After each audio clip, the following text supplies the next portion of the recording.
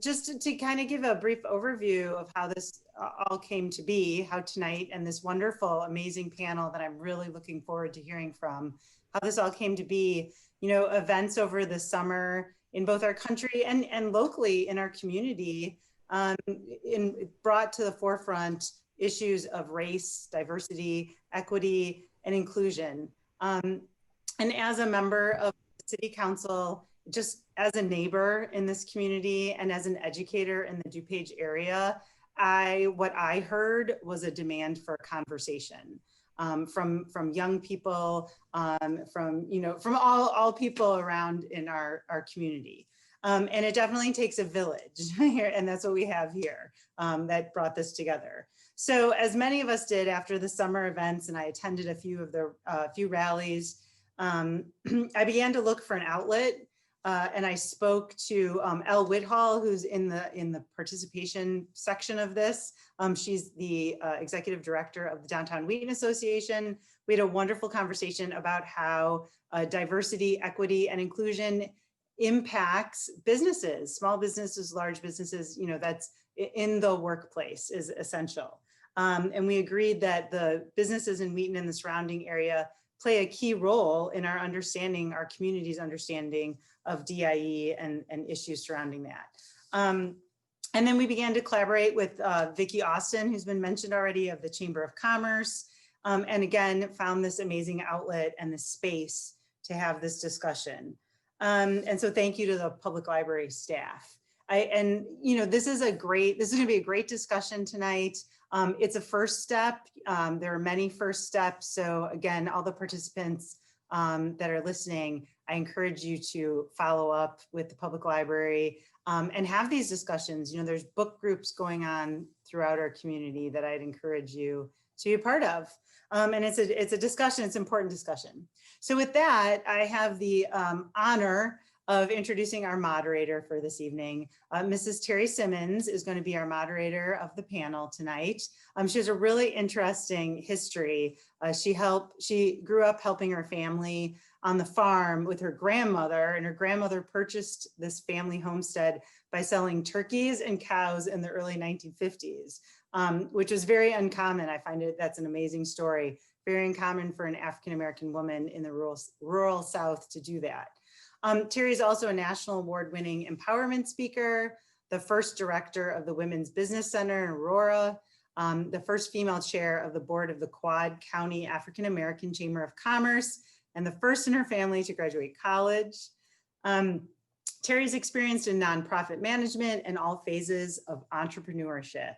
And finally, she's the owner, currently she's the owner of Strategic Exceptions, which is a professional business consulting firm, and also the founder of the Lewis Simmons Foundation, which is a nonprofit organization that provides resources and training to the underserved population in our communities and those that have been incarcerated. So with that, I turn it over to Terrie to get us started in this wonderful conversation about being an ally in the workplace. I have to turn my mute button off. Well, good afternoon, everyone. Thank you, Erica, for that introduction. And thank you to Courtney. Thank you to Elle Whithall, the Downtown Wheaton Association, the Wheaton City Council, and of course, the Wheaton Public Library for allowing me to be the host or moderator for this very interesting and much needed conversation. As Erica mentioned, we've seen a lot of tension in our country as it relates to race relations, from the Black Lives Matter demonstrations to the unrest related to police brutality in our community. And we've just seen the Me Too movement. So there's a lot of things that have been going on. So these conversations are very important because they have to be important for individuals to start these type of movements, right? And to put themselves out there and to engage in the effort and to form these type of partnerships that can help them get their voices heard, and also whatever initiatives that they are interested in pursuing or moving forward. So I'm really happy to be a part of this conversation, and I'm very excited to introduce the panelists for tonight. We have a diverse panel of individuals, business owners. The first panelist I'm going to introduce is Nisha Gupta. She is a ophthalmologist and she has a practice in Wheaton, and she's been working in the Chicago area since 2016, and she owns the Gupta Eye Center in Wheaton since 2019. Then we have Noel Navarro. Noel is from the corporate world. He's currently the Vice President of Community Business Banking at Wheaton Bank and Trust, and has been in banking for the last 25 years in various positions. And I've learned a little bit about Noel. He and I have a lot of things in common. So when we talk about diversity and inclusion, diversity is not always about what you look like. It's those other things that you've done that you may have in common or you may not have in common. But what I know about Noel is that he led the initiative for BMO Harris, the Employee Resource Group. And I have served in that capacity as well. When I worked at ComEd in corporate America, I also led our Employee Resource Group, our African American Employee Resource Group there as well. So we have a lot of things in common. Next, we have Peter James, and Peter is Assistant Professor of Business Management Marketing at the College of DuPage.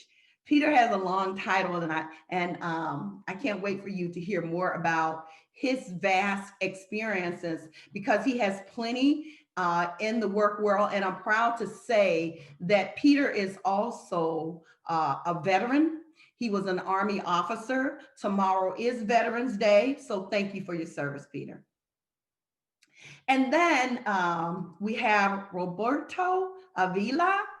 And I am happy to say that we have met before. I have a show it's an online Facebook show, and it's called Terrie Talks Tea. And Roberto was on my show a couple of months ago, and he talked about his business. He owns 7 restaurants, Altiro Latin Fusion, and he owns restaurants throughout the Chicagoland area.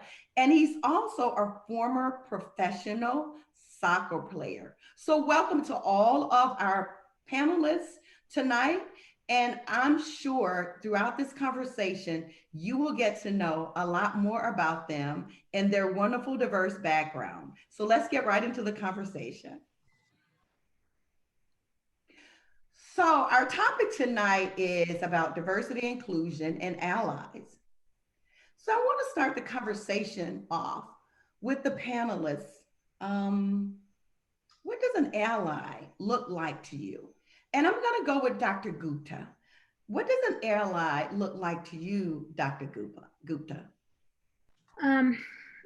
We did talk about this a little earlier. I think that there were some terminology, some words that were used, kind of someone who supports you, someone to kind of unite people. But I think for me, it is somebody who kind of understands maybe where you're coming from, but also can relate. You may not go through the same experiences, but you can relate to others and where they're coming from and what experiences that they've had, listening to others, where they're coming from, and just sort of being familiar with maybe what they've been through. If you make an error, you can apologize for it and not feel like you can't say, I'm sorry, I didn't know that, or you don't have to know everything, but it's someone who's there for you, who can understand, who's there to support you in whatever you're doing, whatever endeavor you're taking.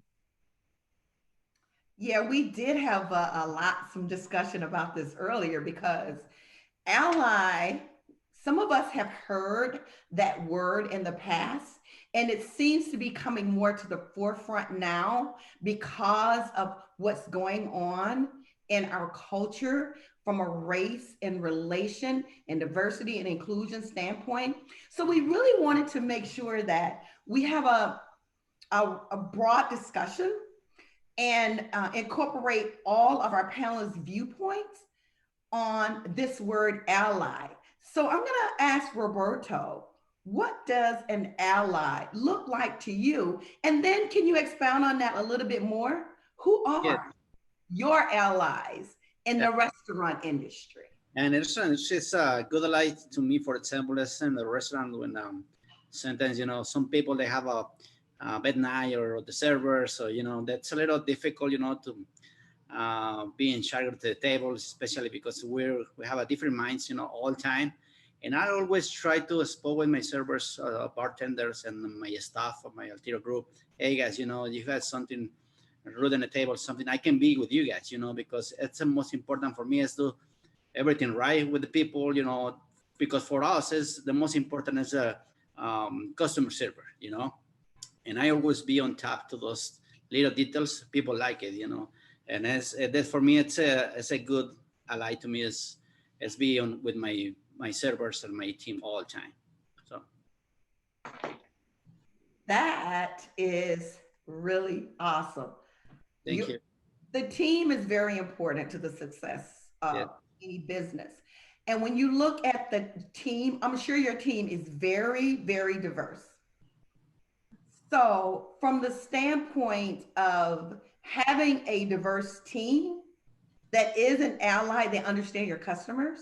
So they understand, Dr. Gupta talked about understanding. I think when understanding each other, understanding different cultures, how that helps you to be able to better serve your customers. So your team, coming from those different backgrounds and diverse cultures, it's interesting that you mentioned them as an ally. I think that's very interesting, and I think it's very on point. And, So you know, it's a little, it's really good because we have a different cities. You know, we have a Chicago, we have Geneva, Aurora, Wheaton, West Chicago, and we interacted with a lot of people. You know what I mean?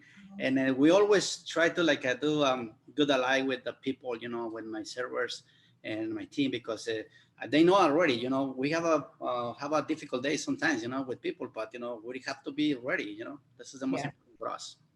Absolutely, absolutely. And engaging your team and helping them to understand how they fit into your vision and your everyday goal, that is very critical for a small business owner from a customer service standpoint. So I have a extensive background in small, so I don't want to get too much into the small business piece, but I think that is very key that that you look at your team in that way.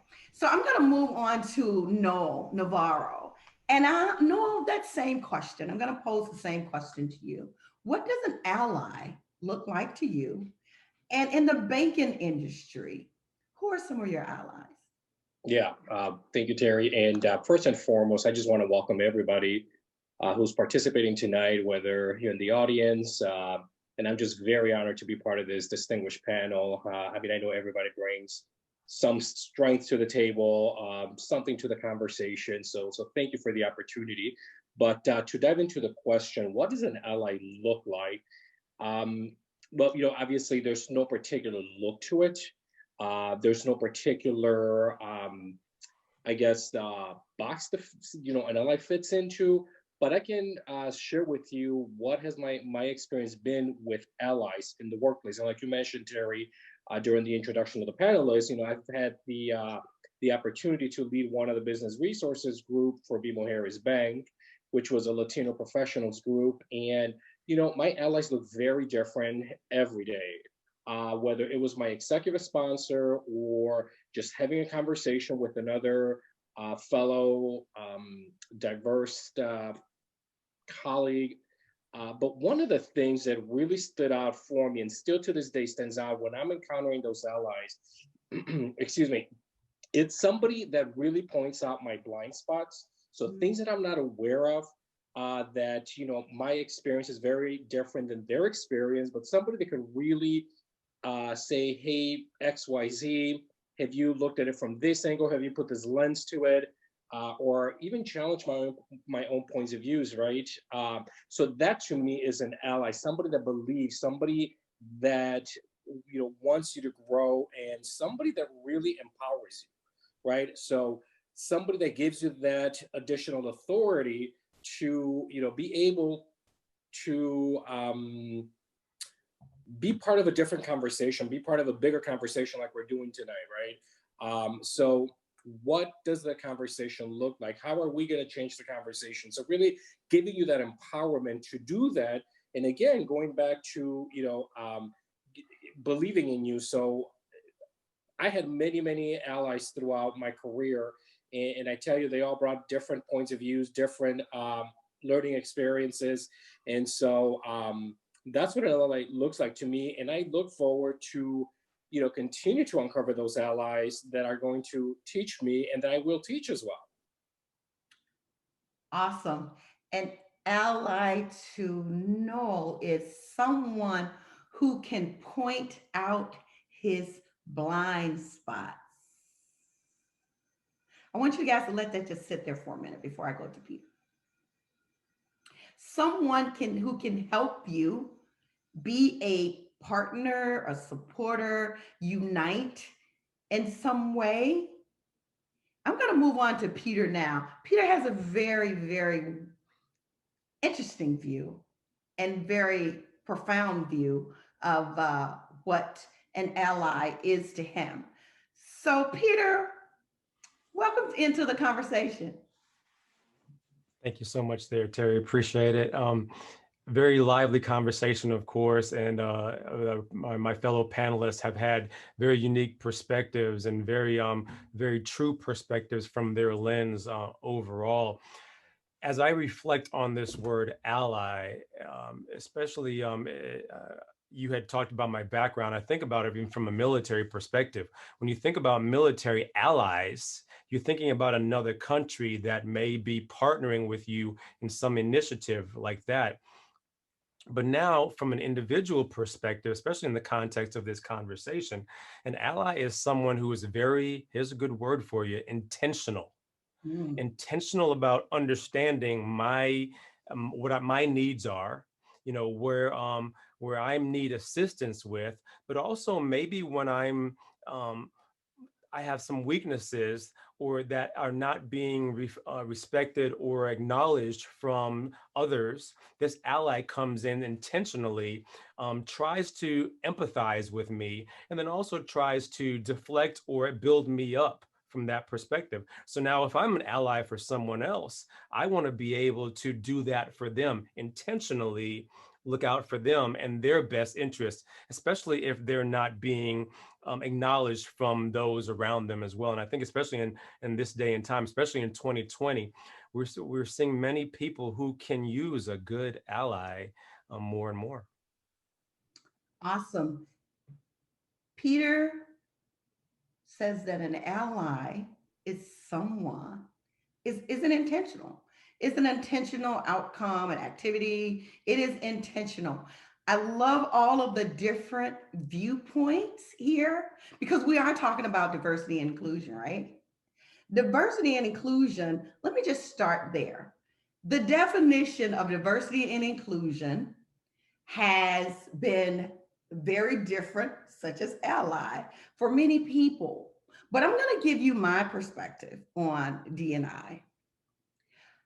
Diversity is what you see and what you don't see. I think equity is a promise to treat people fairly.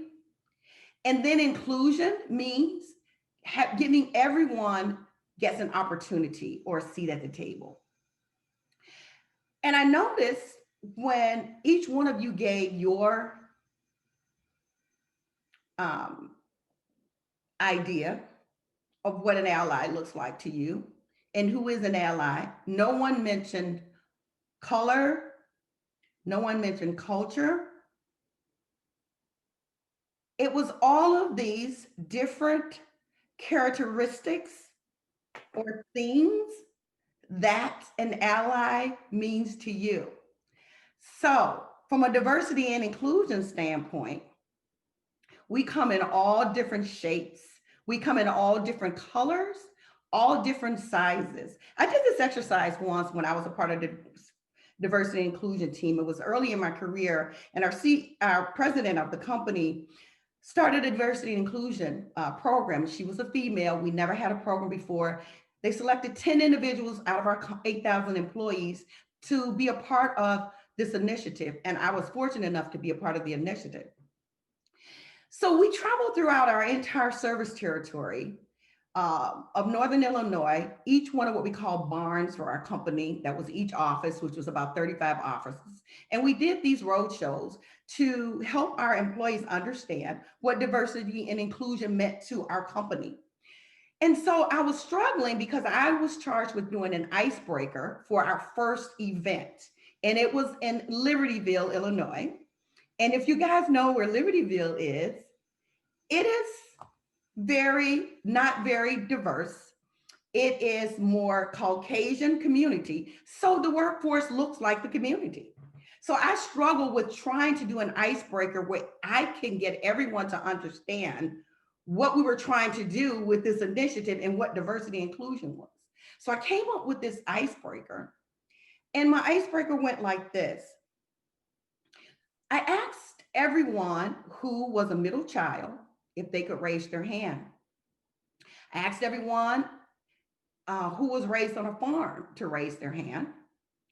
I asked everyone who was the firstborn to raise their hand. And then I asked everyone who was the first-time employer of comment in their family to raise their hand. So I did that because I didn't talk anything about color, but it highlighted how different we are, different from the perspective of how we think, what number we are in our family, how in our birthright, in our family, where we were born. All of those things are different. So diversity is not just how you look. It could be where you were born, where you were raised, the number that you are in your family. So I wanted to get that out there because we're having a conversation about diversity and inclusion. And I think I needed to level set that for individuals who may not be familiar with what that diversity and inclusion thing is. So hopefully that was my thoughts on what diversity and inclusion means to all of us, no matter what community that we live in. So now we're going to move on with some more conversation with our panelists. From a business standpoint, how does your business assist in diversity and inclusion? Your employees, for your customers, and for your business environment. So I'm going to start with Noel. So I'm going to pose that question to you. How does from a banking world, how do you, as the Vice President of Wheaton Bank and Trust, how do you assist in diversity and inclusion for your organization? Yeah, that's a great question. And you know what, I want to go back to one of the words that Peter used, and it just, to me, it just resonated very, very well with this conversation. And, being intentional, right? Showing up, being intentional, having that conversation. And when you have those hard conversations, being, just being cognizant of everybody else around you, as far as the employees who, and you said it very well, Terrie, diversity, it's not just the way you look, but where you come from, your upbringings, so on and so forth. So there's much more to someone than just the physical appearance. So we need to be mindful. So for me, challenging myself every day, to be aware of, number one, myself, self-awareness, and that, that'll give me the opportunity to relate to others around me, right? Whether, they're, a teller, whether they're an executive, whether, it's a banker, what have you, just being aware. So making that connection, making that, that type of environment, if you will, right? So internally, that's how I become aware of the diversity, who is around, what all we bring to the table. And then obviously from a client standpoint, making sure that, again, for me, going back to those blind spots, when I'm talking to clients, when I'm talking to prospects out there, right? Making sure that, it's a consistent presentation, it's a consistent approach, a consistent conversation. I understand that every client, every prospect need is going to be a little bit different than the last one or the next one. However, having that, foundation that it's consistent, that's going to keep me true to my belief system, number one. Number two, in what the company believes in, and aligning all of that to my interactions with the clients, that's really going to help me be, again, consistent in making sure that we are operating from a diverse and inclusive standpoint. And I'm going to stay with you just for a moment because Sure. as you probably are aware, and I'm sure you are, diversity and inclusion in banking has received criticism over the years with claims of banks denying private loans and investment opportunities to minorities. I deal with that all of the time because I coach and advise hundreds of small businesses every year. And so due to this criticism, many banks have looked to improve their policies to include more opportunities for minorities. How is Wheaton Bank and Trust engaging in creating those opportunities for minorities from banking standpoint? Yeah, that's another excellent question. And I absolutely agree with you, Terrie. There's been a lot of criticism throughout the years in banks. And, me coming from different business models in banking, I've seen it. So, one of the things that we do as an organization very, very well, and it's sort of newer to us. And I say newer, I was in the past 2 to 3 years. It's the customer experience surveys that we have out there. So, if a client feels for XYZ reason that they were not treated fairly, we take that and investigate it. We take it to a corporate. We sometimes, there's been cases, and I can tell you there's been cases because I've actually managed that group, in another bank where we have involved our attorneys to make sure that the investigation goes all the way through, again, to your point, Terrie, to ensure that we are being consistent, by, being in compliance with all the regulations out there, making sure that we're not, discriminating. And so, yes, it does happen, not as much as it used to. I feel and I see that the banks are getting better about doing that as far as, making sure that everybody gets treated, the same way, equally. The other thing for us that is really, really big is the CRA, the Community Reinvestment Act, where we get audited on that to make sure that we are,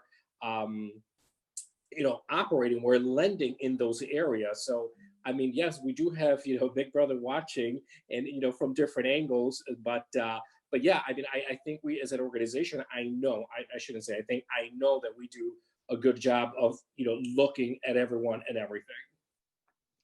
Awesome.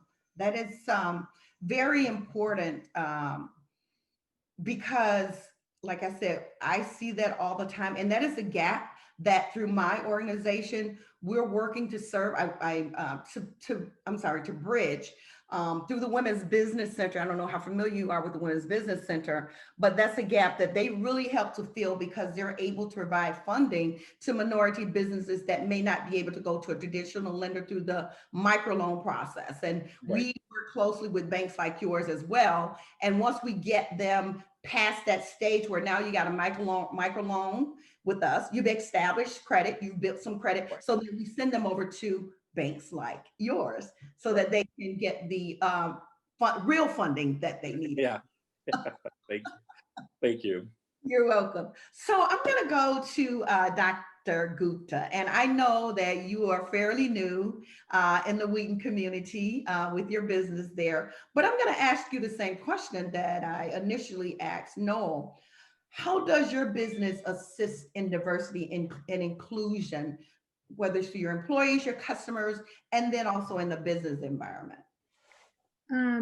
Yeah, so I think it's a little bit different, but also similar. Obviously being in medicine, I'll stick a little bit more with our patients, right? So there's a lot of studies out there that unfortunately certain minority groups are treated differently than others, and not only as patients, but also as trainees. So medical students, residents, fellows. So for us, we're a small practice. It's just me. and I have a receptionist who's part-time. So it's a little bit, you know, it's nicer. I don't have to deal with lots of employees, and you know, it's nice to just kind of focus on the two of us. But you know, we have certain things in medicine. So being an ophthalmologist, I'm already going in when I see a patient. If I have a patient who's African American, I know that they're at higher risk for getting glaucoma than someone who's Caucasian. Or somebody who's Caucasian is at higher risk for getting macular degeneration. So I'm already thinking of some of these things that are specific to certain groups. But then we also have to take, you know, where are the patients coming from? So some patients with their backgrounds, maybe they're afraid of having surgery, and that's something that I have to sort of work into how I'm treating patients. So when I see a patient, I mean, I'm treating them all as, you know, whatever they're telling me, I'm going to go with what they're telling me. So if somebody says they're in a lot of pain, I'm going to listen to what they have to say. And I think it's being sort of sensitive to concerns of the patients or of your customers, your clients.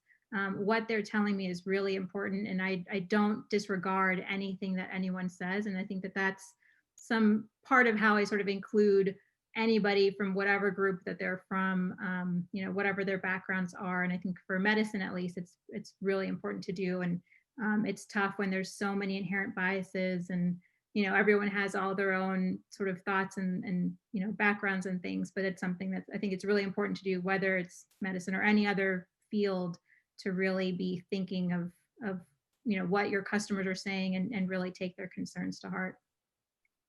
That is, I keep hearing this theme, the customer intentional. I keep hearing this theme, customer and intentional. So being intentional about how you serve your clients, being intentional about understanding diversity, being intentional about being inclusive, being intentional about having these type of conversations, which is what Downtown Wheaton is doing, what the Wheaton Public Library, to make sure that we open the lens of everyone in our community so that we can understand that it takes all of us, we're not an island, to make sure that business and commerce, and that we continue to work and serve the needs of our community. So I'm going to go to Roberto now, and I'm going to pose that same question to you. You talked about customer service and you talked about your teams already, but in the business environment, how do you assist in diversity and inclusion in the environments that you serve, and specifically in the Wheaton community? Right. So Altiro Group is accepting, you know, and respect all time, you know, types, races, community, people. It's the most important for the Altiro Group. You know, I always share with my servers, everybody, you know, guys in the kitchen, always respect each other. And after that, I share with them all the time, the customers is the best. I always tell to them, guys, you know, when we have a meetings, I say, you know what, guys, the money coming after, you know, you need to make a friends first. That's the most important for the restaurant business. If you don't make a friends first, people, they don't tip you out, you know. And I told them, you know what, guys, even, you know, any races, any that kind of people, you know, it's the most important for us. And always try to working with passion, love, and respect people all the time. That's the most important, you know. And that's it, you know, that's what we want to try to do in Altiro all the time. So I always share with my family. We call Altiro family all the time. That is awesome. Thank you. So James, who is a professor and at College of DuPage, so studies show that having diverse classrooms can help develop a better sense of security and tolerance for different races. And it also helps students to learn different languages, be exposed to different cultures, and encourage intercultural sensitivity. So talk about College of DuPage and how do they assist in diversity and inclusion? Yeah, thank you so much there, Terry. Great question, as always. The saying goes that diversity is like inviting someone to the party, and inclusion is asking them to dance. And oftentimes what happens is we stop at that diversity thinking that's enough.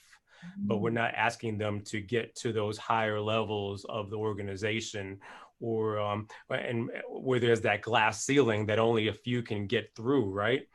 So at the College of DuPage, you know, we're, especially this year, we've ramped up our efforts in order to become a more diverse, equitable, and inclusive environment. A lot of committees have been started, launched. Now from a student perspective, we've done a good job of attracting a diverse subset of students overall. But I think there's always room for improvement from an employment perspective, and especially in a DuPage County. And I think that it always goes back to implicit bias, right?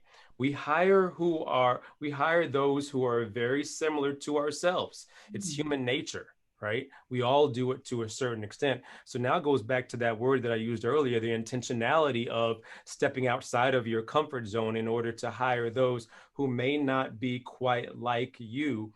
And that takes a lot of discipline and a lot of, again, intentionality to be able to attract colleagues, employees who are different. And so now that inviting part of it has to be just outside of your lane, and now inviting those who may not normally apply. I still hear companies in 2020 say, yeah, we just want to hire the best candidates. But are you exploring the best candidates who may not look, think, or act like you? Do we do that on a regular basis? Oftentimes the answer to that question is no. Wow.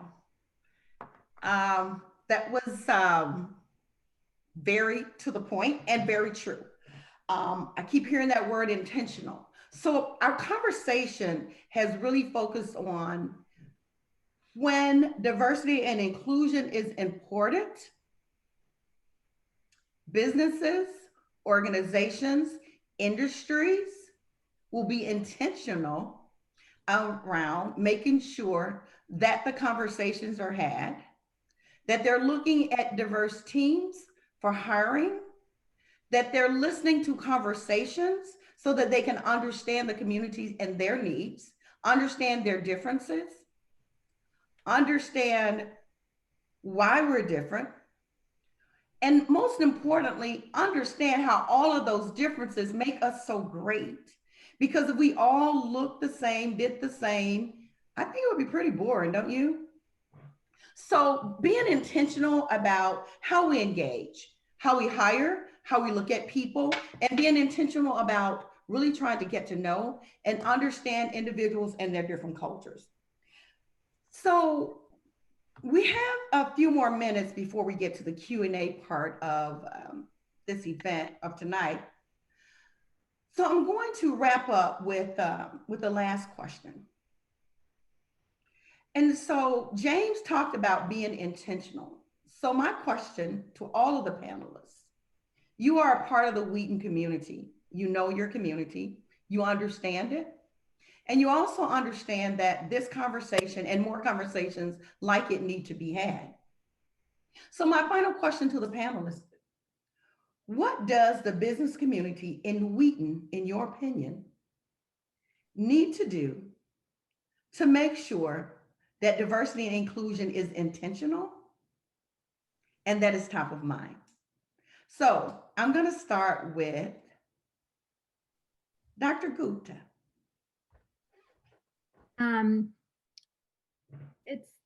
It's a good question. And I think that one thing that I read before, I think that really applies to kind of this question is, you know, we're all familiar with the saying of to treat other people how you want to be treated. And I read somewhere that it should actually be treat other people how they want to be treated.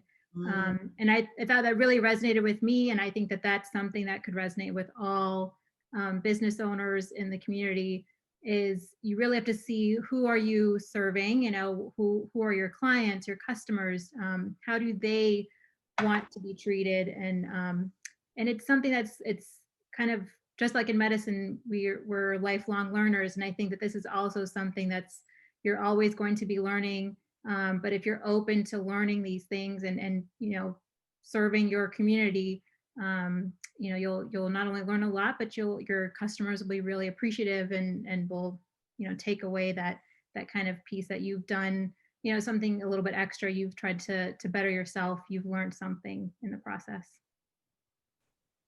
Thank you, Dr. Gupta. I think you kind of summed up a little bit of what we talked about before, treating other people fairly, equitable, and making sure that they have a seat at the table. So James, in your opinion, what does the business community, what can the business community in Wheaton do to make sure that diversity and inclusion continues to be a part of the conversation and that is intentional?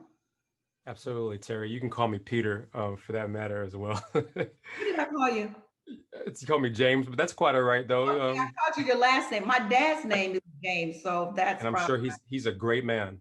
Yeah, he is. Great conversation overall, and even great final question. There's a McKinsey study back in 2017, 2018 that draws a direct line from diversity and inclusion to financial performance for organizations. And I think what we can learn from that research is that this diversity and inclusion topic that is only becoming pervasive in 2020 is something that all organizations need to be able to embrace, because not only will their staffs and their employees look more diverse, but their customers will continue to look more and more diverse overall as well. So now if you're talking about Wheaton community or DuPage County community, it's important again to be intentional about diversity internally and externally overall. Listen, we've been in a society that has not always done a good job of embracing diversity, but now here's the opportunity to be able to shift a little bit in order to realize what the opportunity is in front of us and seize the moment for the benefit of not only your business, but also for society and even the local community as a whole. That is just very profound. And thank you for sharing that wonderful last thought, Peter. So Roberto, the same question for you. What do you see that the opportunity for the business community in Wheaton to ensure that this conversation continues and diversity and inclusion continues to be top of mind? Thank you so much, Terry. Before this, thank you so much for all the panelists, being here. So glad to be here with my family and team. So meetings like this, are great for the community. We can learn more, more things. For me, Wheaton is a great community. We have just 1 year here in Wheaton, 1 year in the month, and I can see any problems in Wheaton. I see a lot of different communities, different cultures, different races, and really love it. I really love what I do. I can't say anything else. We really love what we're doing in Wheaton.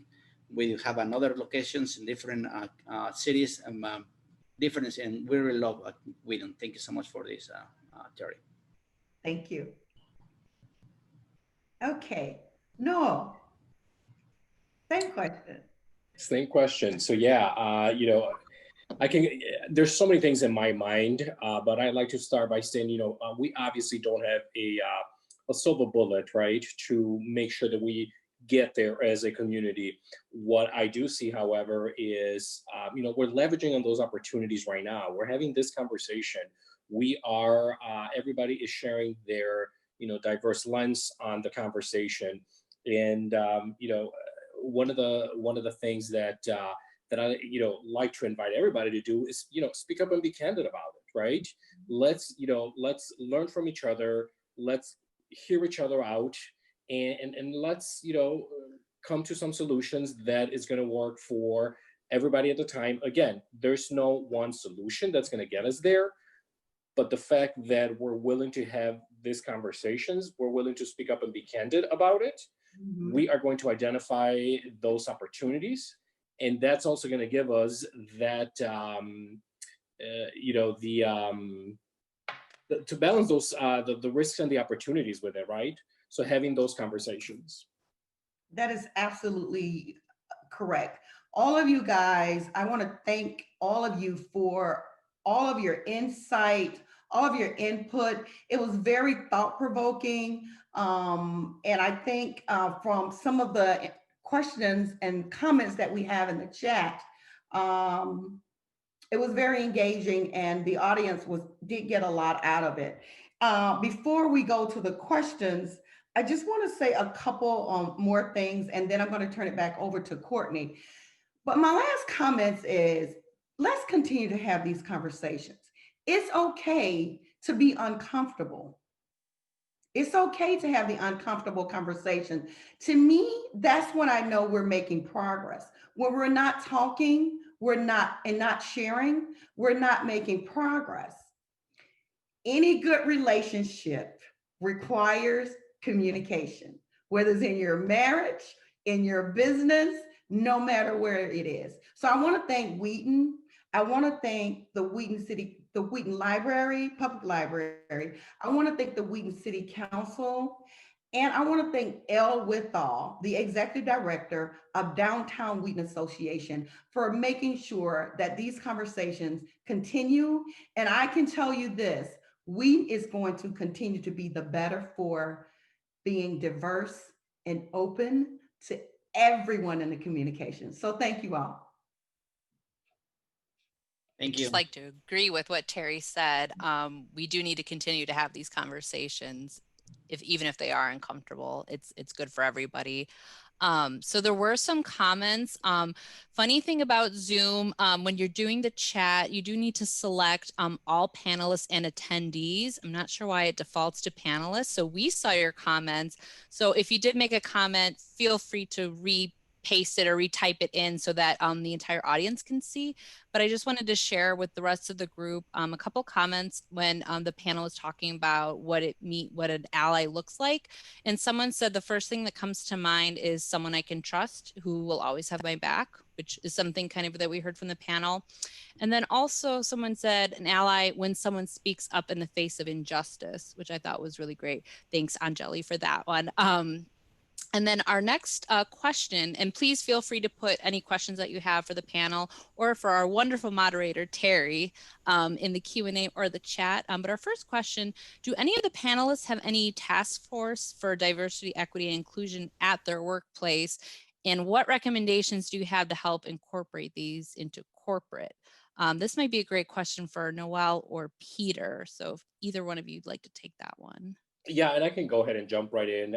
So one of the things that we did as an organization is we introduced the business resources groups about I want to say about a year and a half ago. And pretty much what that means is just a representation of a body of employees in, having different events, having different conversations, interacting, with the different parts of the organization. What are the recommendations I have for that to perhaps start the conversation in your own organization? Is maybe not at that level. Again, every organization is different. Every business model is very different. That's the beauty of, having the different ideas. I just, would like to, I recommend having that conversation, how they can start something like this, something similar, or even just a roundtable discussion, right? Having lunch and learns, or, starting those conversations. That's what I would recommend. Again, not knowing the size of the organization that this person is from, it's hard for me to say, do it this way or do it that way, but this is what I have seen in different sizes of organizations. Yeah, I'll just finish off with to piggyback on what Noel has just mentioned there.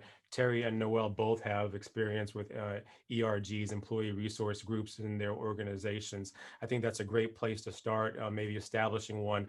But one of the last things I do want to say is that these types of groups should not just be employees or leadership. They need to encompass both the senior leadership as well as lower level employees overall, so that it's a collective effort in the organization and not just one group or the other. So Peter, I'm going to add just a little bit. Peter, what you said is very profound. If it's not coming from the top and you're not getting buy-in from the top, it's not going to be successful. So leadership has to be engaged, and they have to be intentional about including a program and having these roundtables, discussions around diversity inclusion. Because if leadership is not engaged, you could start it, but it's not going to be something that you'll be able to sustain. Right. Okay, thank you so much. Our next question, really love how you explain that diversity isn't just how you look. Can you please share how you would explain this to someone that just sees diversity as color and ethnicity? I can jump right in, and I think Terrie did a fantastic job by sharing with us, the icebreaker that she did. And I think it goes back to making you think, right? Giving you the opportunity to think outside of the norm, quote unquote, your own norm. And again, for me, again, an ally is somebody that challenged my own points of views and helped me develop other lenses. So I think having that, conversation with someone, like asking them questions, thought-provoking questions that are going to help them think outside of the box, if you will. Yeah, diversity could really be race, gender, disability, um, age. There's so many different things that we can attribute to that word right there, diversity. Now, of course, depending on who you're speaking to, their lens can be just seen through just one perspective, and that's hopefully it can be opened up a little bit by seeing that there's more than just one avenue relative to diversity. Thank you. Our next question, as a white male, what can I do to support diversity and inclusion? I think he's doing that right now by being a part of this conversation. He's being intentional tonight. Yeah, I agree. I'll give an example of a good friend of mine. And I think one of her experiences was one of her bosses who was a white male who I believe grew up in Michigan. And when she tried to articulate some of the hardships and some of the experiences that she had being a young minority female in many predominantly white areas, whether she was working there or grew up there, he sort of said, "Oh yeah, I understand that. That's like me walking in downtown Detroit." And I think statements like that can be, perceived in a way that it's just not very sensitive to that person's thought or their experience. So I think really sort of listening to somebody if they're telling you an experience or a story or whatever it is, and really sort of understanding how it's coming from their shoes. It is nice for you to sort of say, yes, I understand, but I think not downplaying, what their experience was to sort of really try and make it exactly like something that you experienced is something that's important. Kind of a good follow-up. How should or can a person not of color start a conversation intended to better understand the perspective and needs of someone of color?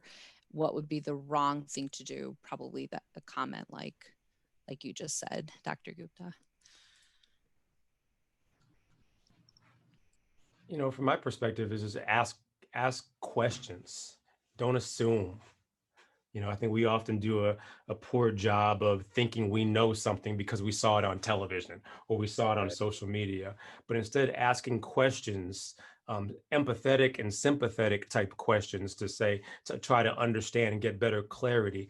And I think if you're coming from a good place, most times you're going to be received that way as well. So instead of just making statements, asking questions about whatever it is that you're interested in, or you want to be an ally or try to help as well. So. Yeah. And I like what Dr. Gupta said before about kind of around the golden rule, but even taking it deeper than that. But, I think we make this more difficult than what it is. From my perspective, I had a friend when all of the unrest started, and I don't want to make the conversation go longer than it should, but when a lot of the unrest started with the police and George Floyd, and one of my girlfriends, she's Caucasian, and she's a very successful business owner. And she called me and she said, "Terrie, she said, I feel comfortable talking to you and I don't know what to do. I know that I need to do something, but I just don't know what to do." She said, because this is getting to be where there's a lot of tension and a lot of friction. Some of my friends are saying things that I just don't like what they're saying. And so I don't know what to do. So I always try to put myself in other people's shoes. The only thing that I could tell her, and she had an aha moment, was just start where you are. The same things that we all want, the same things. We want food, clothing, shelter. We want to be happy. We want success. We want to be able to have a good retirement. We all want the same thing. So just start where you are as a person, and then recognize what you like and how you would want to be treated. Everyone wants exactly the same thing. So when we are having these conversations, I just try to keep it light for the people that I talk to, because it's really, it's not a difficult thing. We just have not been intentional around doing it. And I'm gonna get off my soapbox. Thank you, Terrie, and thank you, panelists. Our next question, what are some local organizations in the Wheaton community that business owners like myself can partner with to promote diversity, equity, and inclusion? And in the chat, our lovely representatives from Wheaton Chamber of Commerce and Downtown Wheaton Association chimed in and said their organizations, definitely partner up with them. Does anyone else here have any other organizations that they can connect with to promote DEI in the Wheaton community?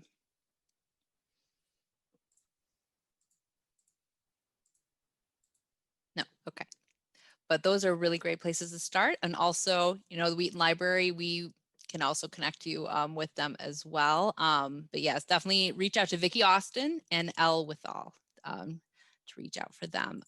Our next question, curious to know the panel's perspective on how well or what the city is doing to be an ally to the Wheaton diverse businesses beyond just this discussion.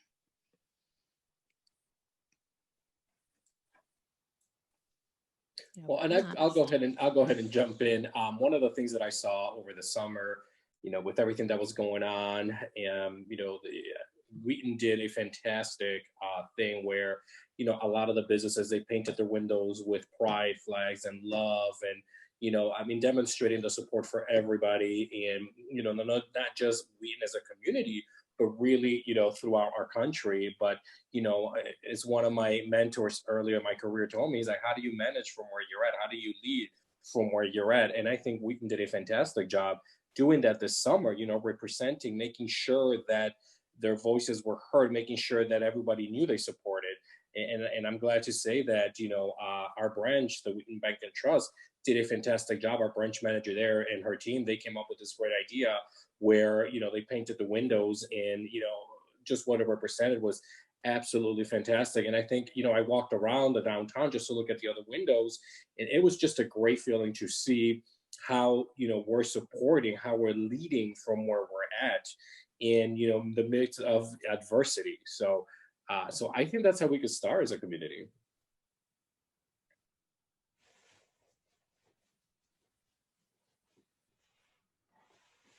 Definitely. And also thank you to the person mentioned Wheaton Proud as another organization. It is an organization, it's a coalition of LGBTQ plus affirming businesses in Wheaton. So thank you so much for sharing that, because I think that's a newer group. So thank you so much for sharing that with the group as well. I don't see any more questions, and I think that's a great place to stop as it's 8 o'clock. It's past 8 o'clock, but I know that we all have more to say about this conversation. So we really do hope to have more conversations like this. Obviously, we have our Talking About Race series in a few weeks, December 3rd, but we'd really like to have more conversations like this around Wheaton businesses. So thank you all so much to our panel and our wonderful moderator, Terrie, for being here tonight. Oh, and the Community Relations Commission in the city of Wheaton also is another resource. Thank you, Erica. So that is another resource that you can look into as well. So thank you all so much to our panel, and thank you to our audience for being here to discuss this.